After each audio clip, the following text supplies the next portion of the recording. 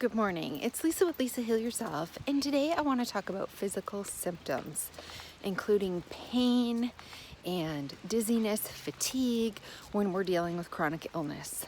Okay, so these overwhelming physical sensations, physical symptoms, and pain. And I just want to tell you, this is my message today, is that you do not have a mental illness, okay? If you haven't seen my video on mental illness, to be clear on what it is and what it is not, go check that out. But just to be clear, when you're dealing with physical pain and physical symptoms of any kind, and you go to the doctor and they prescribe a benzodiazepine or an antidepressant because they say that you are anxious and or depressed, please, please, please do not buy this diagnosis. So let's take physical pain for a second, and you could substitute anything in here. You could substitute, like headaches, back pain, fibroid pain, pelvic pain, eye pain, face pain, nerve pain. You could also substitute in here other physical sensations that are super uncomfortable but not painful, like dizziness and fatigue, numbness, or tingling. For the purposes of this video, I'm just going to use the word pain, but just know it could be any uncomfortable physical symptom that brings you to the doctor. Okay, so you're at the doctor with your pain, your physical symptom, and you're very worried about it. So I want to talk about pain here. What is pain? Pain is a physical sensation that is communicated from your body to your brain, or from your brain to your body, back and forth, and it's a chemical signal that wants you to know that there's a problem, and it signals danger. It is meant to signal danger. So when we live with pain, we 100% live with both physical and mental stressors. Our physical body is stressed when we're living with pain. It is a stress to be living with something that is very uncomfortable that goes on and on. The human body was not meant to deal with physical stresses on the body that are that all-consuming for indefinite periods of time. This takes an emotional toll on your mind. Living with pain, living with these symptoms causes you stress, causes you physical stress on the body. Stress always, when you're under severe amounts of stress, always causes you to feel sad, anxious, depressed, scared, fearful, angry. So emotions come along with feeling these symptoms that are unexplainable, hard to put your finger on. They're scary, they're overwhelming, and it causes anxiety and depression. This is normal. It is a normal human reaction to feeling your symptom, to feeling pain, to feel these feelings, these inner feelings that build up over time of fear, stress, chaos, sadness, anger, grief, hopelessness, helplessness. Okay, this is how the human body is designed. It is designed this way for a reason. Mental and physical emotions go hand in hand. Mental and physical reactions, normal reactions to a stimulus like pain or an ongoing symptom, is not only necessary for your survival, but it is completely normal. And if you weren't experiencing these normal human emotions to your pain, then there would be something wrong with you. Okay, this is normal, this is expected. The problem is when we go to the doctor, we explain our pain or our physical sensations or symptoms, and we get a diagnosis of anxiety and depression. This is the real crisis, the real problem, to be diagnosed with anxiety and depression when you've gone in for pain or another. Substitute your own problem in here with your overwhelming symptom, uncomfortable symptom that is driving you to the doctor in the first place. We end up going to the doctor because we're scared and we feel like we need help. We have tried and maybe it's failed on our own. We don't have resources. We're not sure what it is. We don't know what to do. We're already in a fear state when we make a doctor's appointment, and we're looking to somebody to swoop in with their magic wand, their magic answer, tell us what it is and fix it. So our society is an instant society where we're used to getting answers and we're used to instant gratification. So we're used to, and we've been brought up thinking we go to the doctor, we lay down our concern, they tell us what it is, they give us a magic pill, they fix it, and off we go back to our lives, and all is well. With the discovery of penicillin, this was sort of the starting point of this mentality, because it works so effectively for infections that we began to mistakenly believe, that if we have a problem that we don't know how to fix, we go to the doctor, we get a pill, and they make it better. Now, penicillin was an amazing discovery, don't get me wrong. It cures infections, right? These deep infections when nothing else would in the past. But that does not mean that most everything else works the same way. It doesn't. It's not a miracle cure for everything, as we know. You can't go to the doctor and get prescribed something like penicillin for dizziness, or penicillin for fear, or penicillin for backaches, or penicillin for headaches, right? So it was a very specific situation, and it fooled everybody almost into believing that there was a simple pill and a simple answer for everything that ails us. Most things, unfortunately, are not like that.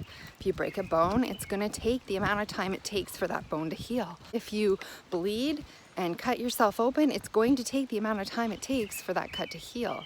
If you have the common cold or a flu, it's going to take the amount of time that it takes for that particular strain to run its course. And the best we can do is support the human body with lots of hydration, rest, sleep, good nutrition, and an overall feeling of safety and like calmness, and just letting the body take care of itself, and just accepting it's going to take as long as it takes, and staying as calm and relaxed as possible. When we're talking about other major conditions like cancer or multiple sclerosis or Parkinson's, a lot of times things like multiple sclerosis, Parkinson's, any kind of a brain dysfunction, disorder, degenerative condition is usually given prescription medication, and we inadvertently think, because of this discovery of how well penicillin worked for infections, that that the doctors are giving us something that's actually that is meant to heal or cure, when it is never meant to do that.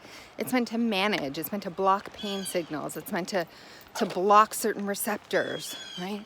So it's never ever been meant to cure, it's only meant to manage. So it's a misconception that we go to the doctor, we get a pill, and that pill was ever intended to cure. And as we know, for cancer, the best sort of scenario is surgery, taking it out, or again, poisoning with chemotherapy and radiation, trying to kill it, and in turn also hurting the human organism as a way to try to fight it off, kill it, and hope that the collateral damage isn't going to kill you in the process.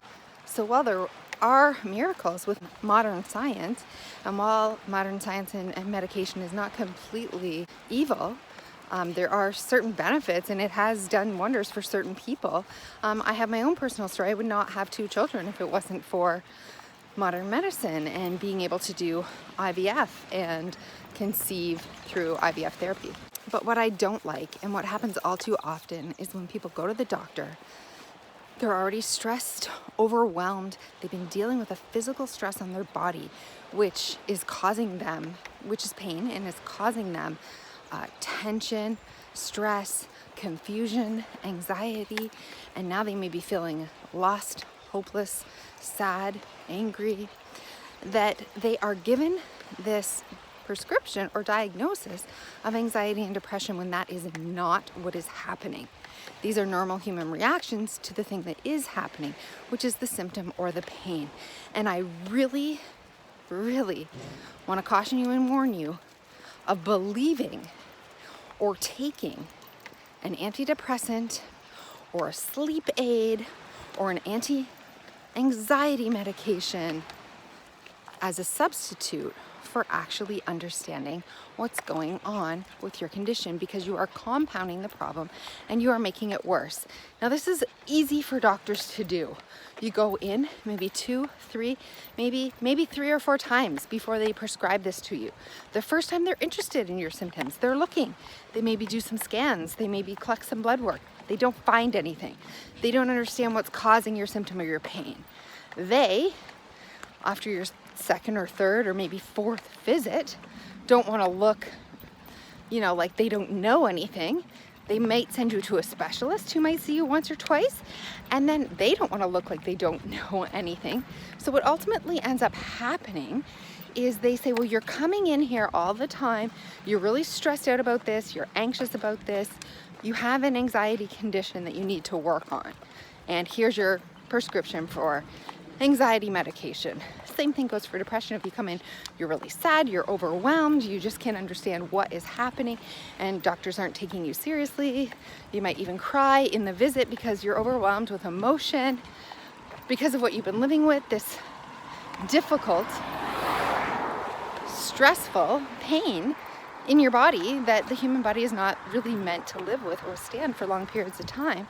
They see you crying, they give you an antidepressant. And I think that this is a way that they can say that they've done something, that they don't have to face up to the fact that they don't know what's happening, that your body is doing something that they can't understand.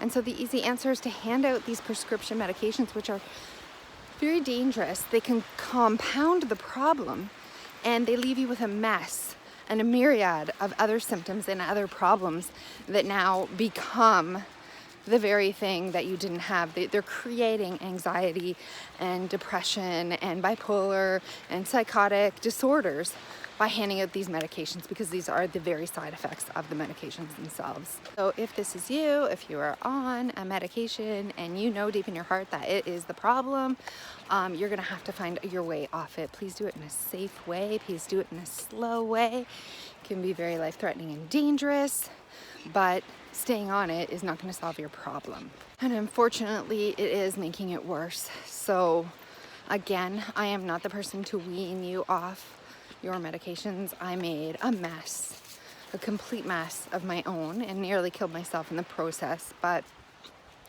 I know that it has to be done slowly over time and in a safe manner, and to expect symptoms, to expect overwhelming withdrawal, to expect this, and you're going to have to wait it out. Don't go back on, don't rekindle yourself.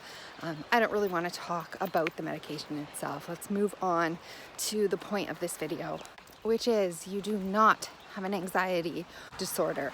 You have a pain condition that is being caused in your brain and is being repeated with patterns in your brain over time because you don't feel safe, and because you're dealing with copious amounts of stress trying to deal with the symptom of pain itself, and it is creating the actual stress and strain on your body that is creating the problem of your nervous system being turned on and your misregulated nervous system that can't settle, because the stress of dealing with the symptom or the pain itself is causing your autonomic nervous system and your stress response to be turned on.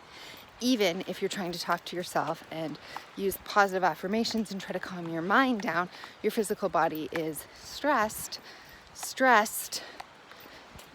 and your nervous system is under stress, and the stress response is turned on, and this dysregulated nervous system is what's causing your issues, causing your symptoms, and what needs to be healed. Pain is one of the biggest, if not the biggest, stressor on the human body.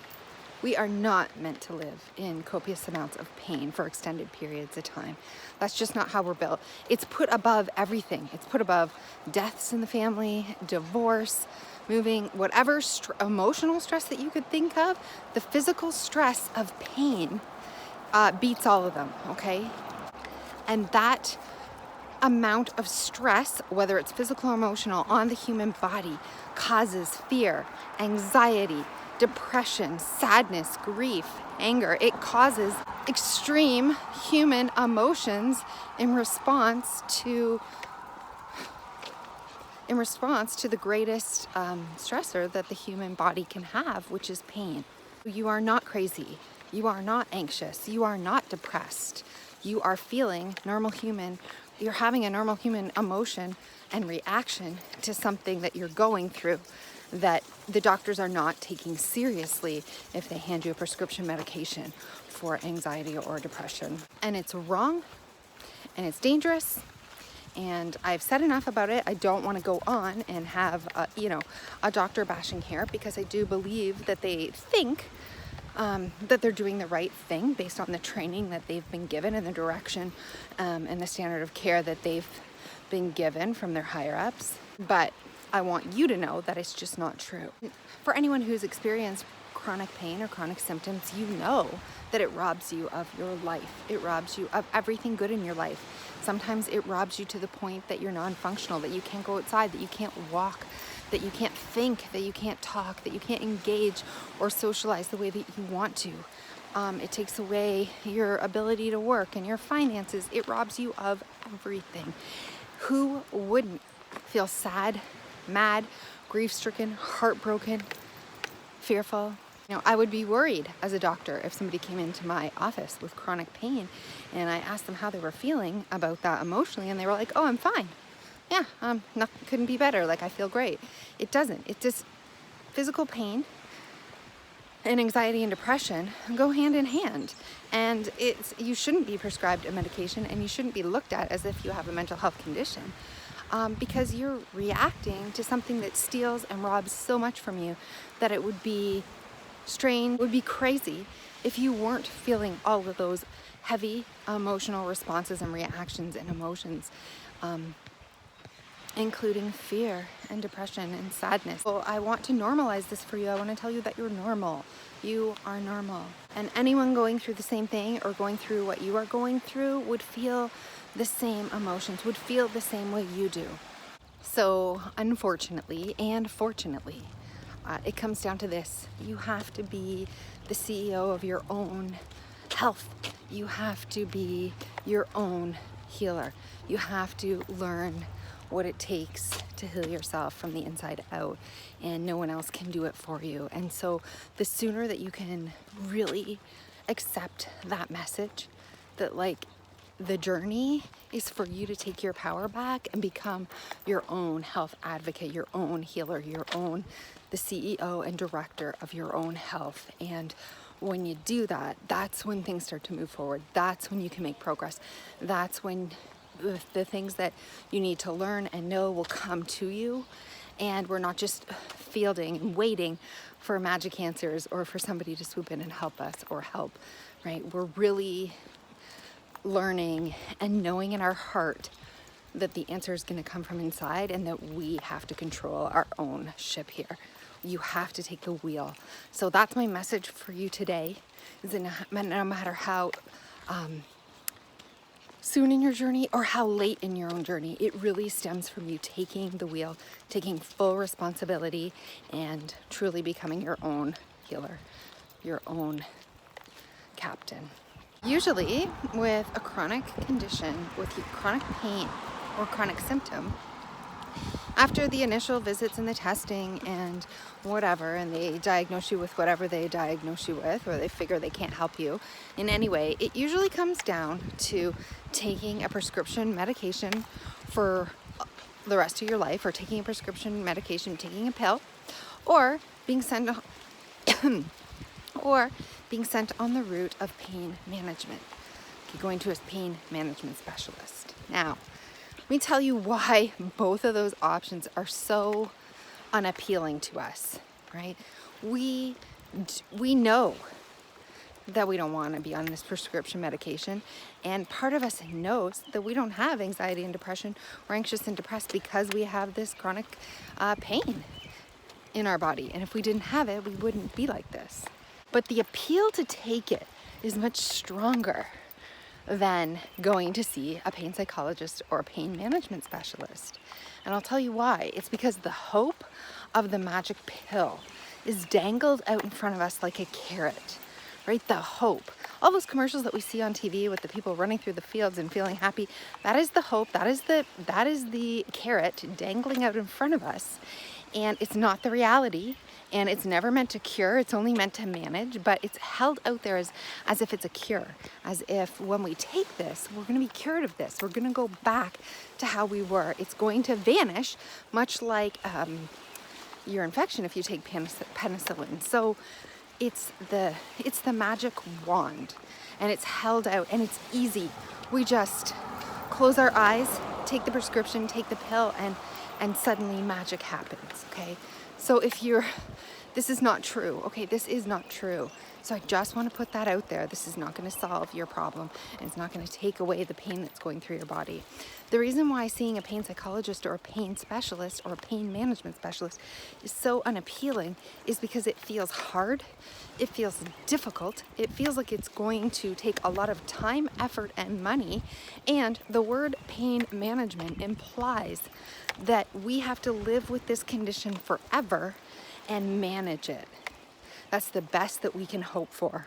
So when we're looking at those two options, of course we take the pill. So don't beat yourself up, because the pill is this like carrot of this magic cure. That's how it's held out. And the pain management is like, you're never gonna get better. The best you can do is manage your pain, and it's gonna be a long, lengthy process of having to feel this for the rest of your life and having to cope with it and manage it. And it's gonna be expensive and take all kinds of more time away from your life. So of course you take the pill, so don't beat yourself up and don't blame yourself. This is why I get so angry. This is why I'm so frustrated with doctors, because they hand it out as if it is a magic cure and a magic pill. And I am gonna tell you, if you're given that choice, go to the pain management specialist and the pain psychologist every time, because that is actually where you're not going to be managing it forever. Because even if that person doesn't have the answer, they will pass you on to the right person. You will go down the right path to eventually find how to overcome the pain with your mind. And that is the cure, because the pain resides in your brain, it resides in your mind, right? And that's where we need to solve the issue from. So the problem with the medication is that once you're on it, you're stuck on it. It brings a myriad of other symptoms and problems into your life. And weaning off this is an almost impossible task. And you haven't done anything to address the underlying pain, because you have no perception of what pain even is and how to turn it off, and that you have the ability to actually turn this off. So although I understand why people go down this path, and although there is no judgment and you can't beat yourself up, I did the same thing. It's right. We want somebody to swoop in with the magic answer and the magic pill and take care of us and make it all better. And we want this cure. We don't want this lengthy process, which seems like it will be never ending. And the best we can hope for is to manage or cope with something. Nobody wants that. So here's what I want to tell you. You can cure this. You will cure this. Okay, you can live the life, but it's not through the magic pill, and it's not actually through pain management either, right? It's getting rid of the pain using psychological practices, but to get rid of it for good. That's what we're after. That is the goal. That's what I'm focused on. That's what I want to teach in my program and bring to you, so that you have the skills in order to do that. Okay, so that's why I focus so much time and energy discussing pain and discussing trauma and discussing our emotions and discussing the psychology and discussing our nervous system and discussing how to turn off the fight or flight nervous system, which is really dysregulated and causing the bulk of your problems. Okay, so this has been a long video, but I just want to put this out there. I wanted to put this out there for those of you who are at the crossroads and aren't sure what to do and don't know what to do. And I also just want to support you and normalize things for you, and let you know that you're just having normal reactions to the biggest stressors that you could be going through, and that's normal. And I'm sorry you're going through it. I feel for you, and I want to help you. And I know that it is a long road, and I know that that is hard to hear. Nobody wants to hear that it's a long road, But I'm going to tell you the things that you will learn on this way, road, the ways that you will change and transform. And when you do come out the other side, it is like coming out of the cocoon and spreading your wings like a butterfly. It is like a transformation and a metamorphosis.